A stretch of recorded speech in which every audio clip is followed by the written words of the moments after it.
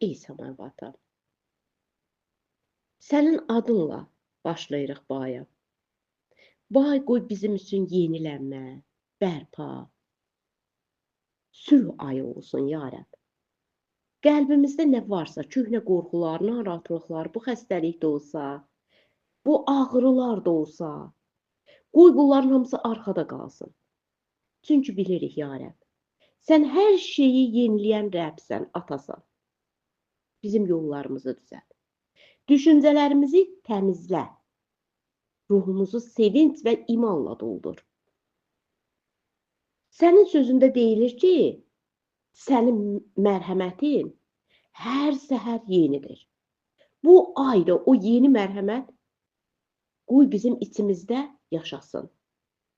Ya Rəbb, evimizə, ailəmizə, sağlamlığımıza, xidmətimizə, müjdəmizə sənin əlini çağırırıq ki, qoy sənin əlinə əmanət olunsun.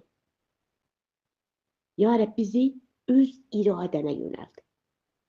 Ağzımızdan çıxan hər söz, qoy xeyir gətirsin. Qoy əllərimiz yaxşı işlər görsün. Qəlbimiz daimi sənə bağlı qalsın. Sən çünki qadirsən bunların hamısına, ya Rəbb. Biz hər günümüzdə, hər saatımızda sənə güvənirik, ya Rəbb. Sənə güvənirik. Çünki sən bizim atamızsan, ya Rəbb. Bu yeni ayın başlanğıcını özün ata sən dizayn et. Gözəl bir dizayn olsun bizim həyatımızda. Ya Rəbb, hər saniyəmizdə, hər anımızda sən ol, ya Rəbb. Tövbə etmək lazım olanda tövbə edək. İtiraf etmək lazım olanda itiraf edək. Sənin yanına gəlmək lazım olanda yenə də sənin yanına qaçaq, ya Rəbb. Heç bir şeydə səndən uzaqlaşmayaq. İsa Məsih adıyla, müqəddəs adıyla dua edirəm, ya Rəbb. Ayımızın gücü sən ol, ya Rəbb. Çünki sən qadirsən, ya Rəbb. Sən Nehemiya 8:10-da deyirsən.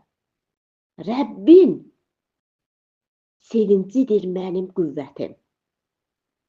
Həqiqətən, bu sevinci ala bilək. Bu qüvvətdə yaşaya bilək. İsa Məsih ismi ilə.